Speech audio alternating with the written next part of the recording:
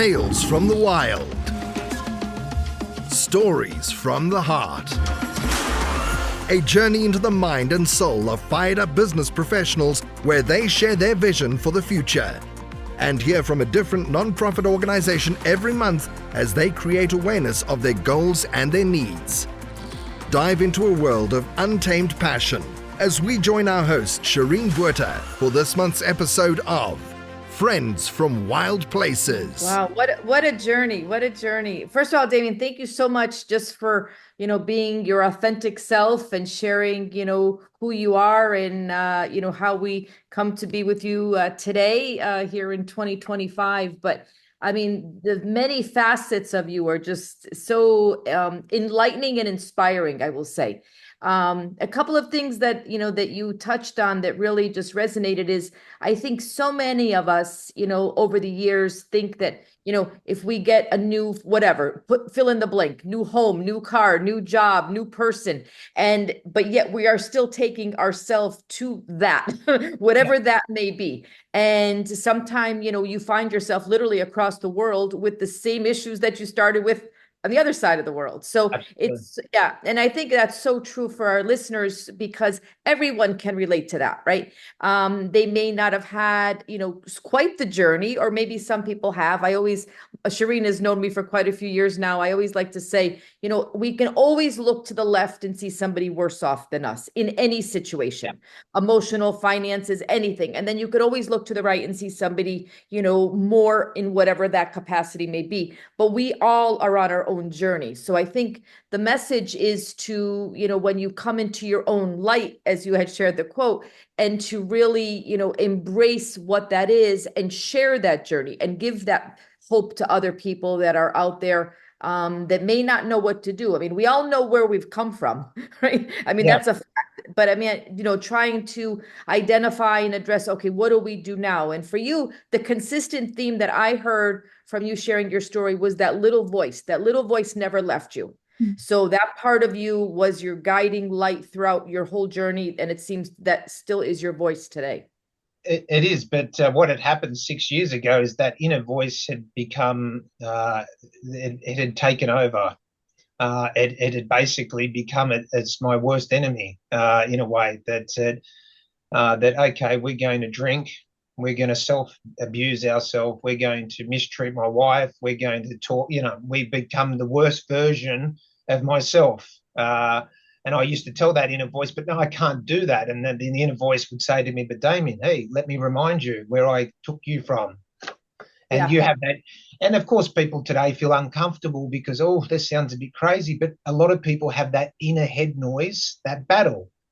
Let's be honest about it. Let's be honest that I don't think most people take their life because they want to. They're in such a dark place at that time. And my mother was included in that. And I was probably there as well. I was in such an internal battle in my mind. And when you're a strong-minded person, and most of us, might say we are or we don't, but when you start to have a fight with your greatest asset, which is your mind, and you're both of you are very strong-willed women, and you know what I mean. That mind can take you so far. When it's working with you, it's your greatest strength, and away you go. But then sometimes we don't know. It decides to play the other game and say, no, I want to take you down a path of self-destruction. And basically we have that fight for so long to say, is this really happening? Millions of people are having this internal battle through depression and this struggle. Is this really happening to me? Is this going to get better after 2 days, 3 days? And we always fight with the stigma of, but I can't reach out for help because I'm going to look like I'm a broken commodity. And that's kind of which I struggled for many years. I was suffering, and I was like, I'm like, why would you put someone you love or yourself through so much sufferance that sometimes you just need to take a pause and you need to reset. And what I realized is the power of surrender. I was never going to beat this enemy inside me. This inner voice is still with me today, but I was never going to beat it, and I'm still not going to beat it. It's still sitting there with me today, And but we've done a deal. We've said, how about we do something constructive instead of self-destructive?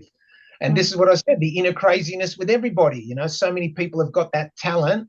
Sometimes it's misconstrued as crazy, or a crazy idea, or a crazy quality that we have, or we take things too far, and finding that balance about what's inside us that sometimes can be the double-edged sword. And in my case, it's bipolar disorder. I had to have someone professionally explain that to me for the last 6 years, and I still are. And that's the name of your monkey inside. That's what we call it. And my inner voice says, excuse me, I won't be called bipolar, because there's my bipolar. He doesn't want to be compared to another bipolar. He wants to be unique. And that's it.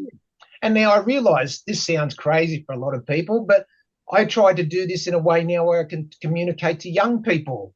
And they come and they radiate to me. I'm like the Willy Wonka of craziness, because they're like, I kind of tell them the little voice inside you is trying to kind of isolate you and keep you away from the pack. It wants to separate you. It wants to take you down a path of maybe drugs and alcohol to say, well, we're going to feel better for 10 minutes or an hour or a day. But then, you know, and that's kind of a different communication style that I'm looking at to try to radiate to a different younger audience, you know, because younger audience today, they don't want to hear a PhD lesson on neurons of the brain. They want to actually understand, why am I feeling shit? Why am I feeling terrible? This doesn't make sense. Why am I alone? And then they see this crazy Australian guy with a Willy Wonka tuxedo on, and I say, hey, this is okay. You don't have to feel like you're alone, and you should be talking about these things with the people around you. Right. I want to interject one moment, Damien. So, and again, I think, you know, a lot of our listeners, I personally have done a lot in the female sense as far as around what they call women's work. And that's a lot of like carpet work, workshops. And so for our listeners out there that, you know, in hearing your story, Damien, if they, for example, are not maybe diagnosed or actually clinically diagnosed with a mental disorder or disease or whatever the quota of the word is today. But some of us can definitely identify growing up with the good voice or the bad voice, or the little parts of us that, you know, whatever resonates.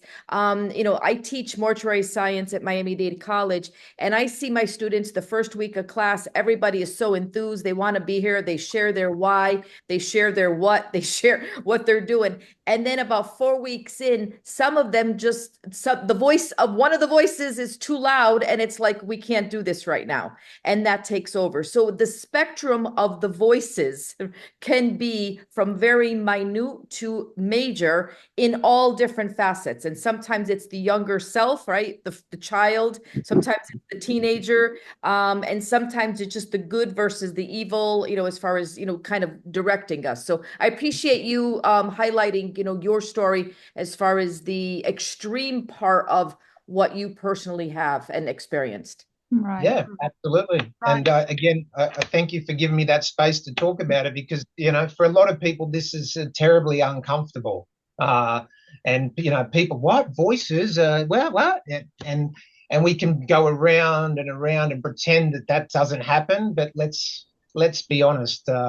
You know, there's 900,000 to 1 million suicides per year. Don't tell me that those people in those last moments aren't having an extreme to the worst experience with head noise, and they take a decision that under the right circumstances, come on, let's be honest, majority after this would think again. And you know, we don't need experts constantly telling us that everything is taboo, and it has to be, you know, classified right, the right, I'll get in trouble for this, the right word, the right mental illness, neurodiversity. We're so now caught in a vocab of words that it's paralyzed us to even have this conversation. Because I've said some things on this podcast already that are technically not correct, but we're having a conversation. It's the intention how I speak. I'm not trying to portray to know more than someone that's academically smarter than me, but the majority of us don't live in academic world. We live in general population with people that are around us, and and a lot of us are paralyzed because we don't actually know how to have a conversation with people, because it's impeded as it might be perceived as it might be perceived as rude to ask someone, hey Tanya, how's things going with your mental health? Mm-hmm. Have we ever lost a friend because we care too much? I haven't, but that's kind of how I look at it. And if this is happening with adults, as I've seen here in Switzerland and around the world, well, what chance have young people got to speak about mental health if we can't talk about it? Right, do you exactly. think teenagers are going to be able to do it? Absolutely not. And we all, as parents, I'm a parent of 2 teenage daughters, I fell into this perception, oh, my children will reach out to me if they need me. A lot of parents have got this. Oh, my kids know that I'm there for them. Really? When I was a young teenager, I wasn't going to be reaching out to no adult. You know what I mean? Children are like, they read the land better than us. They look for the people they can trust, and they definitely don't come next to the ones that they can't feel that they can open up to. Right. So. Exactly. Yeah, no, I agree. But I got to say one thing though. I find that the newer generations find it easier to talk about mental health than the older generations. So from our generation and older, Absolutely. we actually are the ones that struggle to talk about it. Where I find the youngsters, they tend to be able to talk more freely about all the different mental struggles and illnesses, and where, when I was a young girl, that was taboo, like you said. Now, before we continue, I want to talk a little bit more about the Coffee Foundation with you, Damien. But before we continue, I just want to pop in with a Buzzsprout ad here.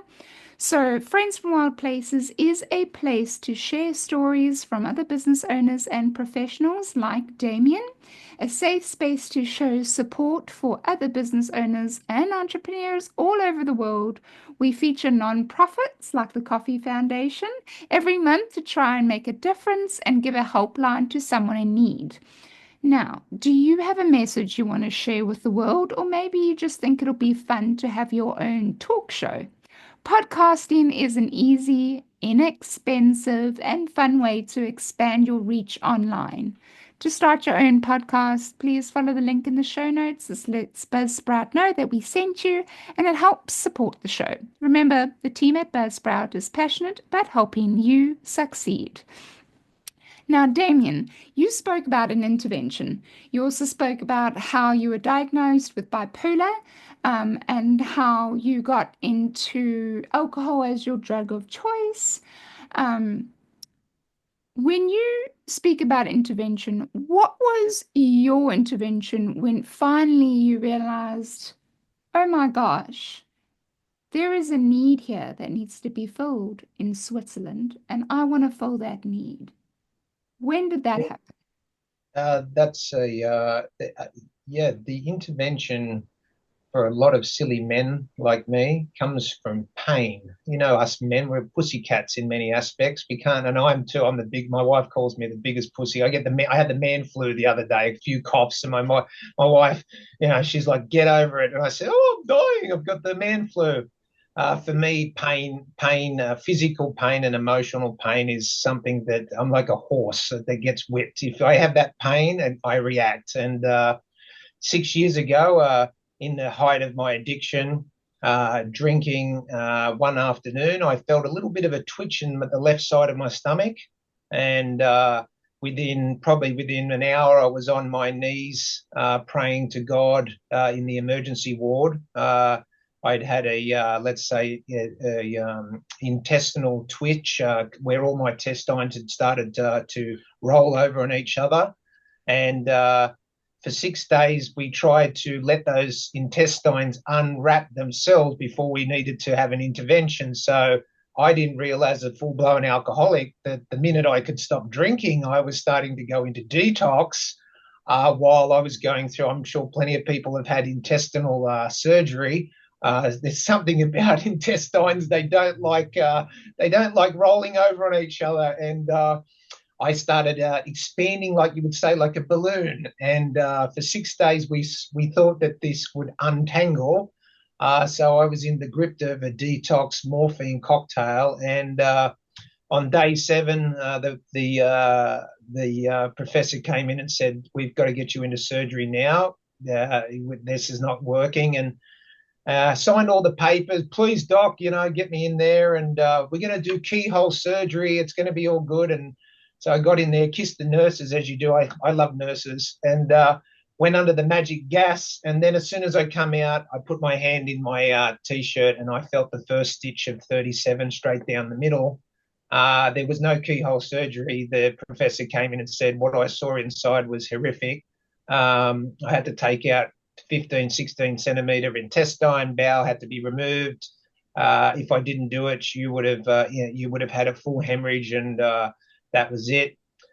And I've again played rugby, had other surgeries. I went into the pain zone that I can even today I just could never describe. And then detoxing.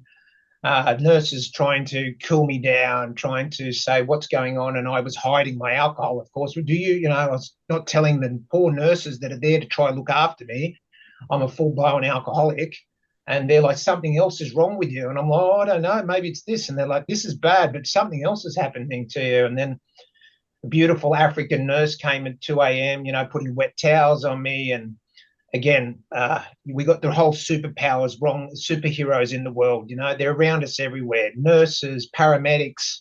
When you're at your bottom need, these people. And the nurse at 3 a.m, she's like, "Damien, you can tell me." And I said, "Yeah, I drink a lot." And finally, she got the alcohol team in to support me. And okay, well, we don't care if you drink. We're here to get you better. And 30 days in intensive care looking at the ceiling. And, people have religion, and it's always that moment when you're at your rock bottom, you're looking for any God. It doesn't matter which God it is. You want someone to connect with to try and make sense of where you go. I had 2 young daughters at the time, looking at their father. My wife, she was going to leave me. I'd become the worst version of myself. And the hallucination from the morphine. I started seeing cats walk around the hospital. You're losing everything. And the elevator has basically come at the bottom. We're at basement now. And a lot of people say, "You know what? I'd like the elevator to go lower. I'd like to check out here now." And my elevator was at rock bottom. And I had 30 days to look at the ceiling and say, I've got 2 daughters. And don't let any alcoholic tell you that you can do it for someone else. You can't. I'll do it for the kids. I'm going to do it for the wife. I'm going to do it for other people. No, you got to decide you're going to do it for yourself. And I just said to myself, Damien, that inner voice, I said, "Really? Is this what we survived? Is this what we came from? I've become my father. I've become this." And I said, no, I'm a winner. I'm going to fight back here. And from that moment, never touched another drop of alcohol. I had to sign a deal, but with whatever God there was that day. And I don't know if it's Jesus, Allah, whoever, whatever God was there, something came down to me and said, "Okay, you touch one more drop of alcohol, I'll kill you." And I remember that. It just radiated through me. "Touch one more drop of alcohol, I'll kill you. You're dead." And I was signing. I was in the bed in my mind, signed. "I'm doing the deal. Let's go." And I remember, "Are you sure?" And I said, "I'm sure." Signed that deal. And then step by step, day by day, I get better, get out. Diagnosed mentally ill, bipolar. My job had finished. No more company. No company here's going to hire me. Society doesn't want anything to do with me. We'll talk about that in a second. There's the parallel world of coming out of hospital that you're diagnosed as mentally ill. Your career is finished. And I kind of like, far out, this is going to be tough to come back. And from that moment there, it's been 6 years of a journey. It was probably 2 years of getting sober and getting stable just to realize, okay, I need to see the psychiatrist. I need to go to AA. I've got to actually invest in my health here. I've got to invest in this rebuild. This is not just going to be an overnight success. And then, 2 or 3 years, my wife's such an incredible supporter of me. "Damien, you're too good. You're too good to waste your talent. You've got something." And I'm like, "But the answer to my future is in the past." And I kept saying to my wife, I said, "How can I find the answers to my future and my purpose in darkness? That doesn't make sense." And I grappled with that for 2 or 3 years. I'm like, I'm not an expert in mental health. I haven't got a PhD. And then everyone around me, they're like, but Damien, you are the expert. You talk about the real voices. And I'm like, yeah, that's right. Mental health is all these voices of people that, around here in Switzerland, they're all experts. And I said, their stories aren't radiating to me. So, yeah, about 3 years ago, I was walking through the forest and I said, what do Swiss people love doing in this country? They don't drink alcohol like Australia. They're all drinking coffee. And I kind of realized that's the only sometimes last ritual of people that they have a connection with people. They sit for that traditional 5 to 10 minutes to share a coffee and some type of conversation. And that was like bingo. I said, Switzerland's got 17,000 foundations. I said, imagine if there was a Willy Wonka coffee foundation that did one sole thing, which was to try to create conversation around mental health. And that was it. I did it back to front. I had the coffee foundation, and then I built the branding and the logo. And I said, I want our association to have a world-class brand, like we have around the world, great brands, but they're all actually, no disrespect, they're in a business mechanism. I said, I want this to be a social brand that actually does a great cause with branding for its cause. And that's how I come about it. Beautiful. Beautiful. Call Us Crazy is the hashtag, and that's kind of what it all is. Yeah, everything about it was based on crazy. So yeah, that's what we go, and that's the essence of what we do. We embrace craziness because it's not something that's, for too many years and too many decades, it's been something to be feared of. Too many tears, too many heartaches, too many stopping people from communicating and speaking, because we all wear this mask in society that we have to hide our vulnerabilities. It's another thing that I had to learn the superpower of vulnerability, because when I'm vulnerable, it allows you to be vulnerable. And sometimes we realize, wow, we've got so much more in common than we ever would have imagined. And we're not such alone as we think we are. And that gives the other person the opportunity to make a deeper connection with you. And sometimes you stop small problems becoming big ones. Wonderful. Beautiful. Yeah. And I've been to a lot of funerals for suicide, and it's no disrespect, but a lot of people stand around because they're terribly in mourning, and they're saying, I wish I didn't see anything wrong with John. I didn't see anything wrong. He had a perfect wife. And I always say, did you ask? No, I didn't ask. And that's the thing. We all have, some people have the amazing mask, and we see this in the media, the perfect life. And then something happens and the mask falls off. And then, oh, hold on. This whole facade that we sometimes spend a lifetime to create. When you get, as you know, when you get to the hospital, they don't care about your salary, what your car you're driving. The nurse treats you on how you treat her.